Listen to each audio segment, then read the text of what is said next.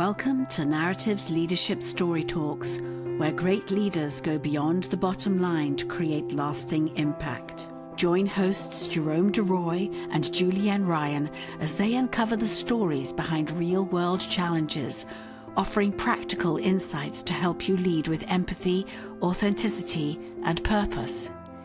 Each episode dives into how leaders use storytelling to build trust, foster connection, and inspire action.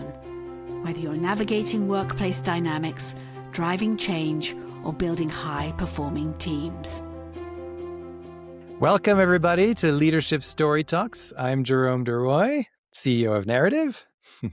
And I'm Julienne Ryan. And as you can tell, I'm excited to be here as always. Yeah, we've got a special episode for you because we're approaching Valentine's Day, February 14, to celebrate love. And I know, Julienne, you had this idea of us talking about a very specific subject, which I have to confess, I maybe had heard of. There was some recess of my mind that kind of remembered this, but definitely not the details. So take it away.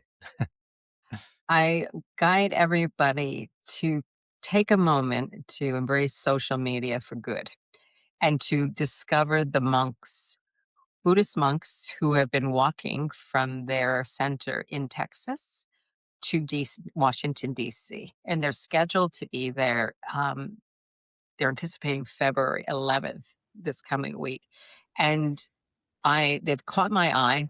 Like many things, a colleague posted and referred to it, and they really embody everything that we inspire to do and work about being present, about appreciating others, and just giving love. I mean, they are incredible pain. One person has really paid a huge price for this trip, and I'm not going to distract us with that story. And just the kindness. And then what are they inviting in? People are lined up against the roads and streets, and everyone from everywhere, all shapes and sizes, are coming forward to just greet them and appreciate them.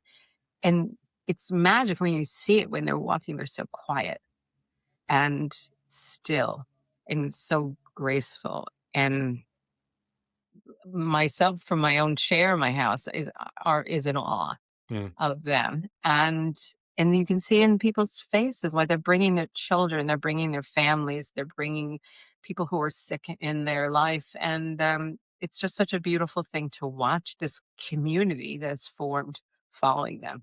And then they're looking to do they are doing an event on the 11th. They gather in DC and inviting people to find events or create them in their own communities if they can't go to DC. So it's just a special time to appreciate peace and the power of the collective when we use our spirit for good. Yeah, nice. And just for my own, I guess, knowledge, are they? Do you know if the intent, or what is the intention? I guess in terms of what are they trying to shed a light on? They're shedding the light of what the collective spirit my interpretation of spirit can do, and how we are capable of a lot inside by coming forward and finding peace and finding listening and being intentional for others. And then they are passing along kindness and love to everybody and saying we live in the times we're living in. This is their gift of awareness to all of us. Yeah. Well, thank you for bringing that up to the foreground. Certainly to mine, because I wasn't really aware of that, and now we've passed it on to our listeners as well. Just what it evokes for me in terms of a message. Just hearing you speak about it, and when we spoke about it just a little bit before recording, is the value that seems to be placed, or sorry, maybe I'll rephrase this as the reinforcement of the message that of how listening is important and how there's potentially another way to behave and look at things, particularly in these times where there's lots of wars going on. Many could argue I certainly would, that there's a war going on here in the US. That's certainly what Hmm. we see on our screens. That's what it looks like. And that's what it feels like. And to Hmm. those communities, that's certainly what it is. I don't think there's any other interpretation than that, no matter which side you're on, really. And so, so I think, yeah, I just appreciate you for coming here and saying, bringing up another possibility that, hey, let's remember that we're all capable of listening. We're all capable of kindness. We're all capable of love. And on the 14th, which is Valentine's Day, maybe we think of, sure, whatever you have to do in terms of rituals with your loved one, etc. But, Valentine's Day has always felt to me as a very kind of marketing oriented thing where, sort of this manufactured Hmm. holiday almost where, let's all buy roses and let's all go to the restaurant. Let's all, Yes, yes. when, there really shouldn't be just one day to do that, in my opinion. But that's just me. And, why And from not? a French American, Yes, exactly. we Yeah, yeah, expect yeah. more of you. That's right. Romance, But, romance is important. but I like what you're bringing up because it's kind of like, why don't we claim this as a day that's not just about that, one thing, but it's about what it represents in terms of love, kindness, listening, and all these values that these monks, these very brave monks, are bringing up on this journey, which I think is really beautiful. So, yeah, those are Yeah. my reflections. Thank you very much for Thing. bringing that up. It and to your point, we have rituals that we have taken different turns in our culture. We have all these metaphors: show up for others, be present, and they are a walking testament. They're suffering.